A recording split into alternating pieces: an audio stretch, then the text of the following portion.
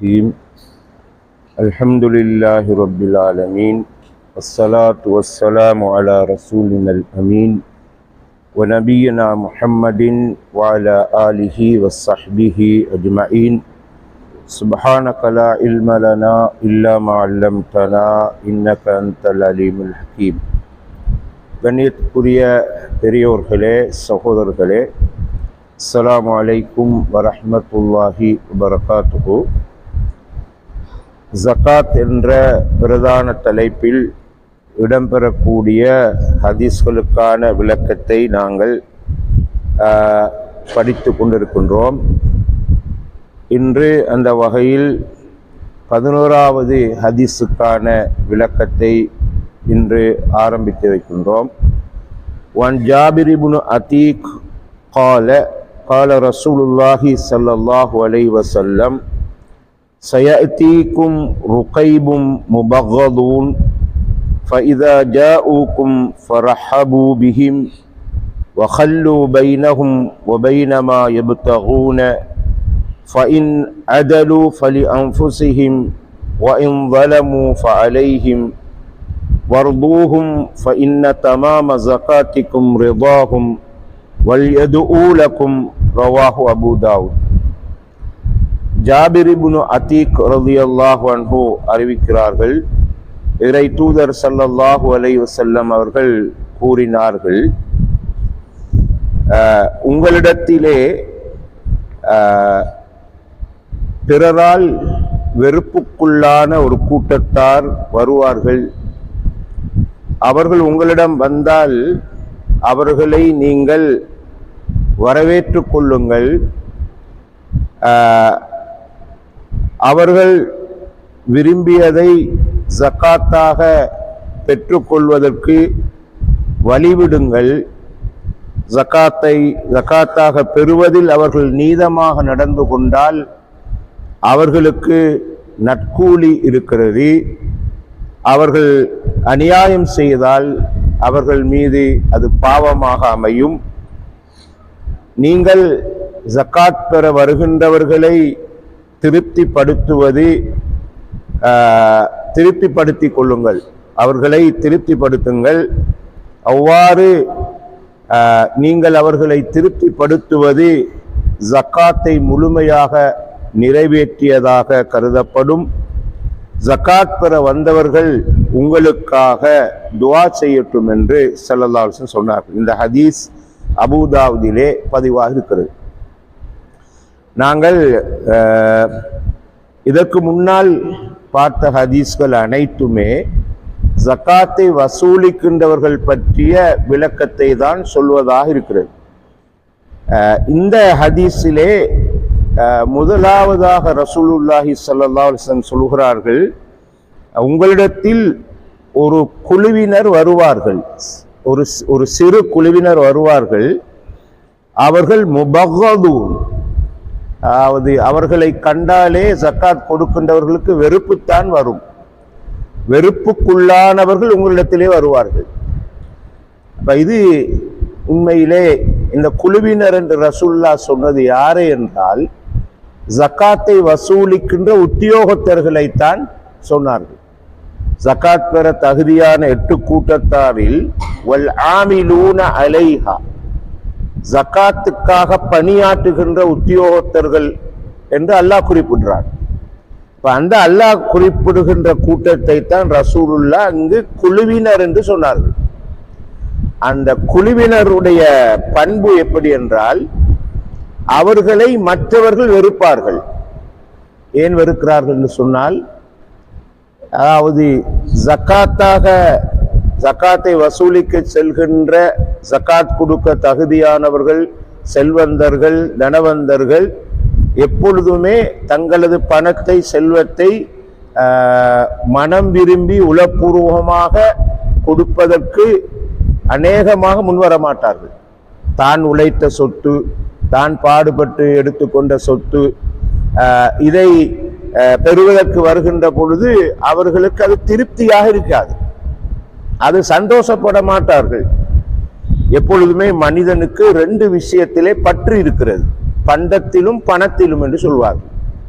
பணத்தின் மீதும் பற்றிருக்குது, பண்டத்தின் மீதும் பற்றிருக்குது. எனவே தான் குர்ஆனிலே நாங்க பார்க்கிறோம், அல்லாஹ்வுடைய பாதையிலே நீங்கள் உங்களுடைய செல்வத்தை கொண்டும் உங்களுடைய உயிரை கொண்டும் போராடுங்கள் என்று அல்லாஹ் சொல்றார் பல இடங்களிலே. அது ஏன் அல்லாஹ் தஆலா சொத்தை முதன்மைப்படுத்த வேண்டும் என்றால், மனிதனுடைய மனிதனுடைய இயல்பான தன்மை, அவன் எப்பவுமே பணத்தை விரும்புவான், பண்டத்தை விரும்புவான், அதை லேசாக விட்டு கொடுக்க மாட்டான். அதை கொடுக்கிற நேரம் பல முறை யோசிப்பான், சிந்திப்பான், கொடுத்தா குறையுமே என்றெல்லாம் நிறைய அலட்டி கொண்டு டென்ஷன் ஆகித்தான் கொடுப்பாங்க. எனவே இப்படி ஜகாத்தை வசூலிக்க வாரவங்கள் மீது அவங்களுக்கு மகிழ்ச்சி வராது, திருப்தி வராது. இவங்க கோபித்த நிலையில் தான் இது நடக்கும் என்கிறது ரசூலுல்லாஹ் சொன்ன வார்த்தை. இது இந்த அவ்வளோ சொல்லுக்கும் மூலம் அல்லாஹு தஆலா சயஅதீக்கும் உங்களிடம் வருவார்கள், ருகைபுன் ஒரு குழுவினர், முபகதூன் பிறரால் கோபத்துக்குள்ளான வெறுக்கப்பட்ட குழுவினர் வருவாங்க. ஒவ்வொரு சொல்லையும் ரசூலுல்லாஹ் வாயால சொல்றாங்கண்டா, ரசூலுல்லாஹ் தன்னுடைய மனோ இச்சையின்படி சொல்ல மாட்டாங்க. குர்ஆன் சொல்லுது, வமா யன்திகு அனில் ஹவா, மனோ இச்சையின் பிரகாரம் அவர்கள் பேச மாட்டார்கள். ரசூல் ஸல்லல்லாஹு அலைஹி வஸல்லம் இன் ஹுவ இல்லா வஹியு யூஹா, வஹியாக அறிவிக்கப்பட்டதின் அடிப்படையில் தான் பேசுவார்கள். எனவே ஸல்லல்லாஹு அலைஹி வஸல்லம் அவர்களுக்கும் தெரியும் மனித இயல்பு எப்படின்னு, அல்லாஹ்வுக்கும் வெளிச்சம். எனவே தன்னால நியமிக்கப்பட்ட சஹாபாக்கள் தான் ஜகாத்தை அறவிட போனது. அந்த ஜகாத்தை கொடுக்கிறவங்களும் சஹாபாக்கள் தான். அப்ப சஹாபாக்களிலும் இந்த பலவீனம் இருந்திருக்கு. என்ன பலவீனம்? கேட்ட உடனே கொடுக்கிறதுக்கு உடனடியாக அதற்கு சம்மதம் தெரிவிக்கிறதோ உடன்படுறதோ அவங்ககிட்ட இல்லாம இருக்க போய் தான் இதை சொல்றாங்க ஸல்லல்லாஹு அலைஹி வஸல்லம். அப்ப இந்த காலத்துல எப்படின்னு யோசிச்சு பாருங்க பாப்போம். எத்தனை நூற்றாண்டுக்கு 1447 இருக்கிற எங்களிடத்துல எவ்வளவு பலவீனம் இருக்கு. சரி, ஆகவே ரசூல் ஸல்லல்லாஹு அலைஹி வஸல்லம் ஒரு கவர்மெண்ட்டை நடத்தின தலைவர்.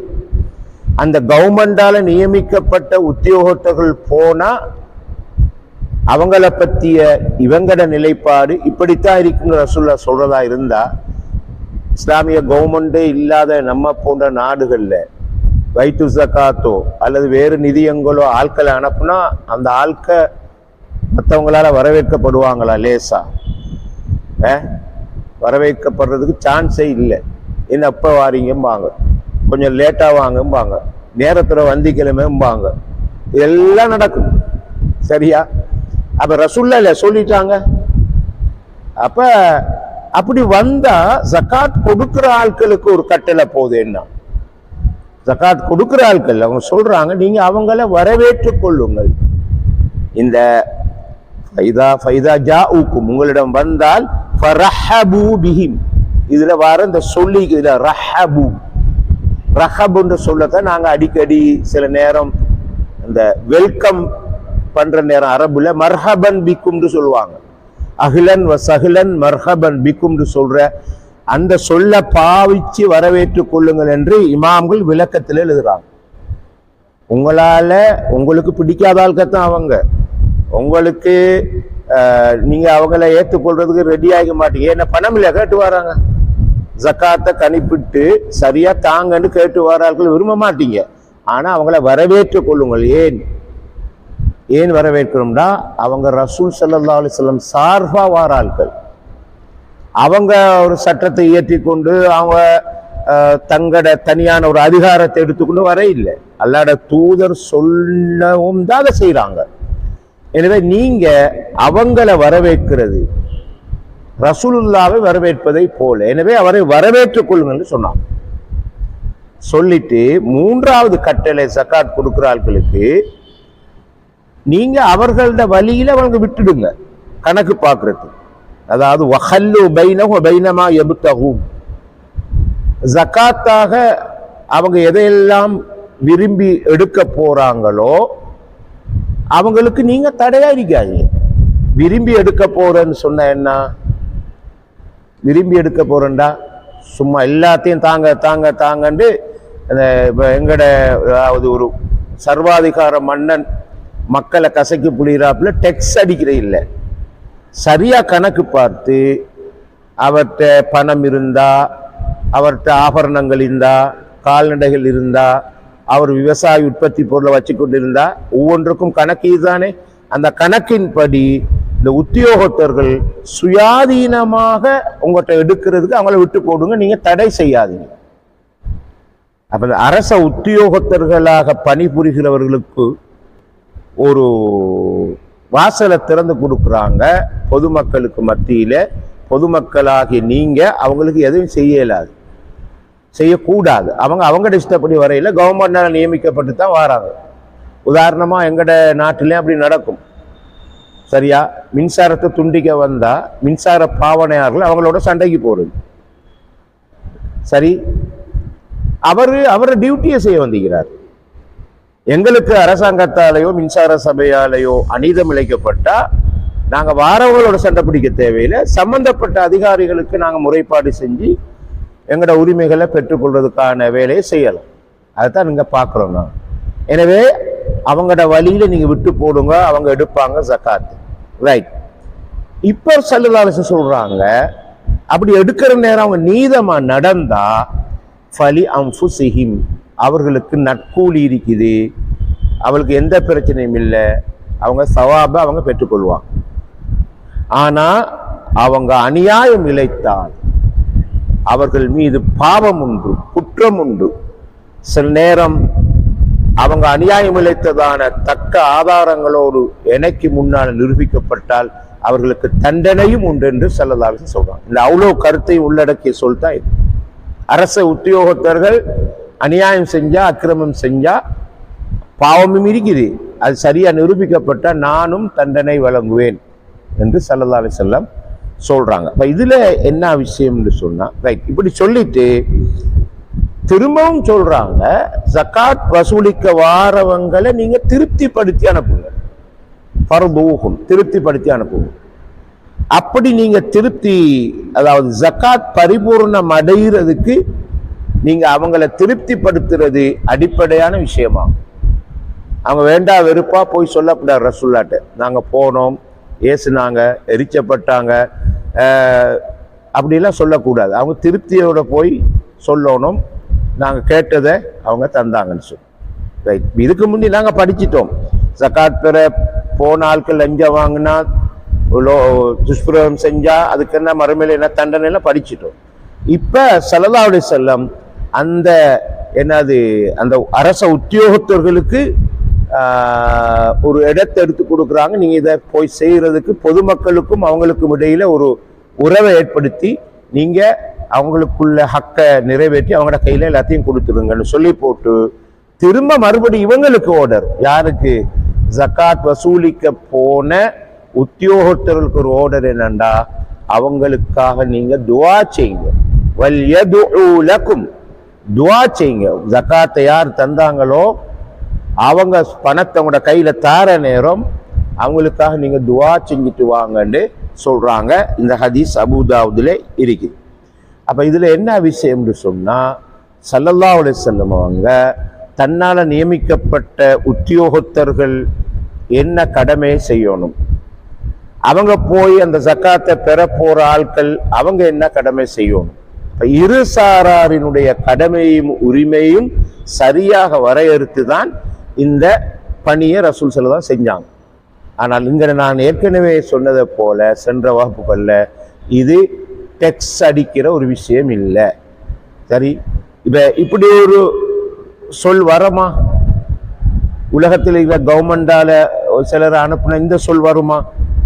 உங்களுக்கு டெக்ஸை கையில தாராள்களுக்காக நீங்க ஆசீர்வதிச்சுட்டு வாங்க, அவங்கள வாழ்த்திட்டு வாங்க, அவங்கள துஆ செஞ்சுட்டு வாங்கன்னு சொல்லுவாங்களா? எந்த கவர்மெண்ட்டும் சொல்லாது. ஆனா ரசூலுல்லாஹ் சொல்றாங்க, அந்த மக்களுக்காக நீங்க துஆ செய்யுங்க.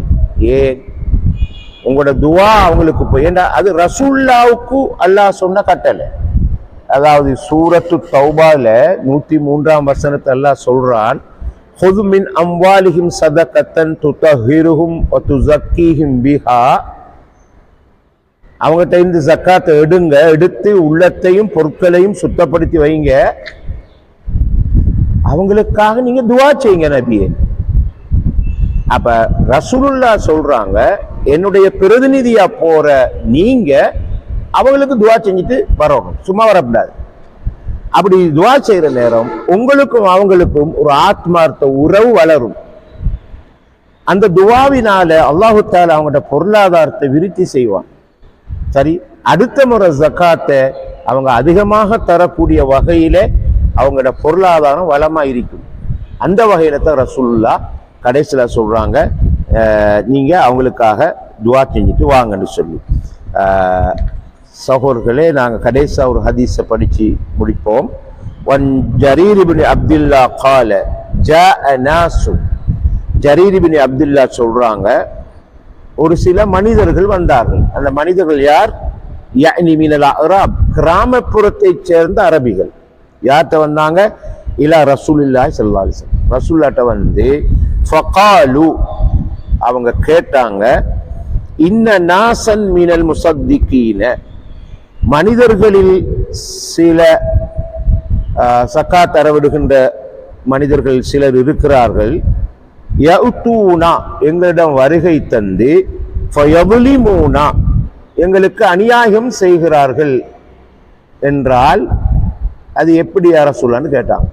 உங்களால அனுப்பப்படுற சக்காத் உத்தியோகத்தர்கள் எங்கிட்ட வந்து ஜக்காத்தை எடுக்கிறன்னு எங்களுக்கு அநியாயம் செய்யறாங்க, உங்களோட அபிப்பிராயம் என்னன்னு? அப்ப சொல்றாங்க ரசூலுல்லாஹ், ஃபகாலு அர்து முஸத்திகீக்கும், ஜக்காத்தை பெற வருகின்ற அந்த மனிதர்களை நீங்கள் திருப்திப்படுத்துங்கள். காலு யா ரசூலல்லாஹ் வ இன் ஸலமூனா, அல்லாஹ்வுடைய தூதரே, அவங்க எங்களுக்கு அநியாயம் இழைத்தாலும் அவங்கள திருப்திப்படுத்தணும். கால அர்து முஸத்திகீக்கும் வ இன் ஸுலிம்தும், உங்களுக்கு அநியாயம் இழைக்கப்பட்டாலும் சரியே, நீங்க சக்காத் அறவிடுகின்ற அந்த மனிதர்களை திருப்திப்படுத்தியே ஆக வேண்டும் என்று சொன்னாங்க. இந்த ஹதீஸ் அபூ தாவூதுல வருவது. சகோதரர்களே, இப்ப நாங்க ஏற்கனவே படிச்ச ஹதீஸ்ல வர கருத்து தான் இதிலே வருவது. ஆனா இப்படி ஒத்தையா ஹதீஸை நாம படிக்கிற நேரம் சில நேரம் இது ஒரு அநீதி மாதிரி விளங்கும். அவங்க என்னத்தான் செஞ்சாலும் வாயை புத்திக்கிட்டு இருங்க, ஒன்றும் கேட்காதீங்க, கேள்வி கேட்காதீங்க, உங்களோட பணத்தை கொடுத்து அனுப்புங்க. ஆனா வேற ஹதீஸ்கள் படிச்சிட்டோம். சக்காத்தை எடுக்க போற உத்தியோகத்தொழிலுக்குள்ள நிபந்தனைகள் அவங்க எப்படின்னு படிச்சுட்டோம். எல்லாத்தையும் ஒட்டுமொத்தமா வச்சுதான் இந்த ஹதீஸை விளங்கும். ஒத்தையா விளங்க போனா என்ன ரசூலுல்லாஹ் இப்படி சொல்லிக்கிறாங்க, அநியாயம் இழைக்கிறவங்க போவாங்களா, அவங்க கேட்பாங்களா, இவங்க கொடுக்கணுமா, அப்படிதான் நம்ம எடுப்போம். அல்லாஹ்வுடைய தூதர் சொல்றாங்க, நான் அனுப்புற ஆட்கள் சரி, அவங்க உங்களோட நீதமா நடப்பாங்க அநேகமா, சரி, நீங்க உங்களோட டியூட்டியை செஞ்சு முடிங்க. இதுக்கு இந்த ஹதீஸை வேறொரு வகையில விளங்கலாம். அதாவது இந்த சக்காத் சதக்கா விஷயத்துல அல்லாஹ் எங்கிட்ட என்னத்தை எதிர்பார்க்கிறானோ அதை நாம செஞ்சு கொடுத்துட வேண்டியதான். சரியா? உதாரணமா நாம குடும்பத்தை சேர்ந்த ஒரு ஆளுக்கு கொடுக்குறோம், ஜக்காத்தை கொடுக்குறோம். சரி, நாம கொடுத்துட்டோம். ஒரு 2 நாள் கழிச்சு நாம கேள்விப்படுறோம், அந்த பணத்தை அவர் துஷ்பிரயோகம் செய்கிறாரு. பணத்தை சரியான முறையில் அவர் செலவழிக்கிற துஷ்பிரயோகம் செய்கிறாரு, உதாரித்தனம் வீண் வரை செய்கிறாரு. இப்ப எப்படி கவலை வரும் நம்மளுக்கு? எப்படி கவலை வரும்? அப்ப கஷ்டமாயிங்க, இதை இவ்வளோ நாம அவரை நம்பி போய் கொடுக்கின்ற மாதிரி செஞ்சு போட்டாரு. கவலை வாரது நியாயம், அது யாருமே அது அப்படியே மறுக்க இயலாது. ஆனா எங்களோட டியூட்டியை நாங்க செஞ்சிட்டோம். அதுக்கு என்ன ஆதாரம்டா? சஹீஹ் புகாரியில் தான் வருது. நான் ஏற்கனவே சொல்லியிருக்கிறேன். ஒரு மனிதர் கனவு காண்றார், தான் கொடுத்த ஜக்காத் ஒரு பணக்காரருக்கு போய் சேர்ந்துச்சு. உங்களுக்கு தெரியும், பணக்காரருக்கு கொடுக்க தேவையில்லையே. இன்னொரு முறை கொடுத்தாரு, அது ஒரு விபச்சாரியிட கையில போய் கிடைக்கும்.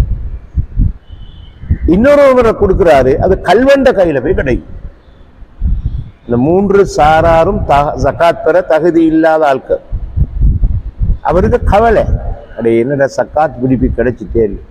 அப்ப அந்த கனவுல சொல்லப்பட்டுதான், நீங்க கவலைப்பட தேவையில்லை, பணக்காரருக்கு போய் சேர்ந்துக்குதுன்னு சொன்னா அவர் வெட்கப்படுவார். ஜகாத் பெற தகுதி இல்லாத நான் இந்த ஜக்காத்தை எடுத்துட்டேனே, நான்லையா கொடுத்திக்கணும், அவர் திருந்த முடியும். விபச்சாரியிட கையில் அது போய் கிடைச்சிருந்தா அதை வச்சு அவன் அந்த மோசமான தொழிலை விட முடியும். கல்வெண்ட கையில கிடைச்சிருந்தா அவன் அதை எடுத்துக்கொண்டு அவன் தன்னுடைய வாழ்க்கையை மாற்றி அமைச்சு கொள்ளும், ஹலாலா உழைக்க தொடங்குவான். நீங்க கவலைப்படாதீங்கன்னு சொல்லப்பட்டது. எங்கட டியூட்டி என்னண்டா, இந்த பொதுவாக அல்லாஹுக்காக சதக்கா செய்கிற மக்கள் அவங்க என்ன சொல்லுவாங்கடா, இந்த இது சில பேர் சொல்லுவாங்க, இப்போ நாங்கள் நிர்வாக ரீதியாக சொல்வோம், உங்களுக்கு ரெசிப்டை நான் 2 நாளையில தாரேன், அதெல்லாம் எனக்கு தேவையில்லை, இது நான் தந்திக்கிறேன், இது உம்மாட பேரில், இது வாப்பாட பேரில், உங்களோட வேலையை நீங்கள் செய்யுங்கன்னு சொல்லுவாங்க. அவங்க அதெல்லாம் எதிர்பார்க்க மாட்டாங்க. சில நேரம் பள்ளியில் நோட்டீஸ் போர்டில் கூட போடாதீங்கன்னு சொல்லுவாங்க, பேர் நான் தான் தந்தேன்னு போடாதீங்க. சில பெருமதியான வேலையை செஞ்சுப்பாங்க, பள்ளிக்கு தெரியாது. அது நாங்கள் ஏற்கனவே உங்களுக்கு சொல்லி மிக்கிறேன். ஒரு யாரோ தல்லலியா பள்ளிக்கு முன்னுக்க ஒரு வாகனத்தை வாங்கி, ஜனாசா வாகனத்தை வாங்கி அப்படி எல்லாத்தையும் புக்கெல்லாம் அனுப்பி போட்டு வச்சுட்டு போய்த்தாரு. யாருன்னு தெரியாது இதுவரை. இது ரசூலுல்லாஹ் காலத்தில் நடந்துக்குது, இஸ்லாமிய வரலாறுலையும் நடந்து. எனவே எங்கட டியூட்டி என்னண்டா, எங்கட கடமை செஞ்சிருவோம். சரி, ஜகாத் எடுக்க வர ஆட்கள், பைத்து ஜகாத்தோ அல்லது பள்ளி நிர்வாகமோ யாரோ, அவங்க அதுல பிழை விட்டா, தவறு செஞ்சா அது அவங்க, அல்லாட்டா அவங்க பதில் சொல்லிடுவாங்க. எங்கட டியூட்டி என்ன, இந்தாய்க்குது, இப்படிக்குது, இப்படிக்குது, கணக்கு பார்த்தாச்சு, இவ்வளோ ஜகாத் இந்தாய், இதான் விஷயம். நான் அதை வச்சு 8 கூட்டத்தாருக்கு அதை சேர்ப்பிக்கிற பொறுப்பு இவருக்கு இல்லை.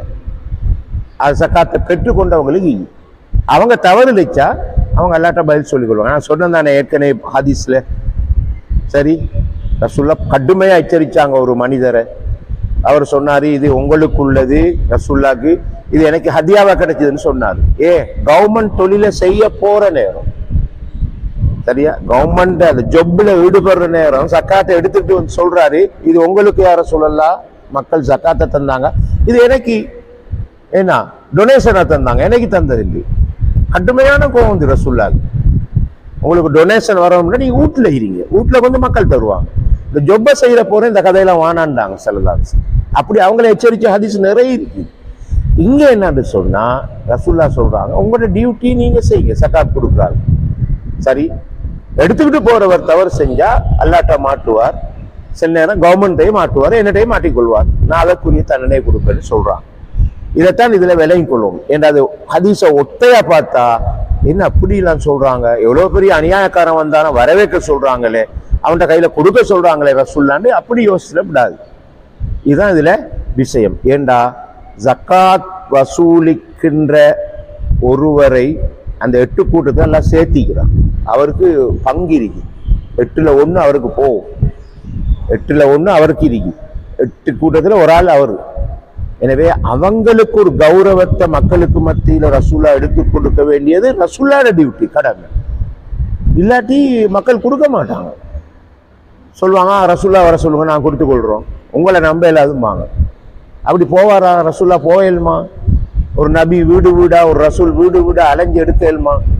எனவே அல்லாஹு தஆலா இந்த அமைப்பை ரசூலுல்லாஹ்க்கு சொல்லி கொடுத்தான். இந்த மாதிரி தான் நீங்க 2 சாராருக்கும் இடையில ஒரு இணைப்பை ஏற்படுத்தி கொடுங்க. அப்ப இந்த ஜக்காத் கடமை ஒரு வளமான நிலைக்கு வரும். ஜஸாக்குமுல்லாஹ் கைர். சுப்ஹானக்கல்லாஹு வபிஹம்திக அஷ்ஹது அல்லா இலாஹா இல்லா அன்த அஸ்தக்ஃபிருக வ அத்தூபு.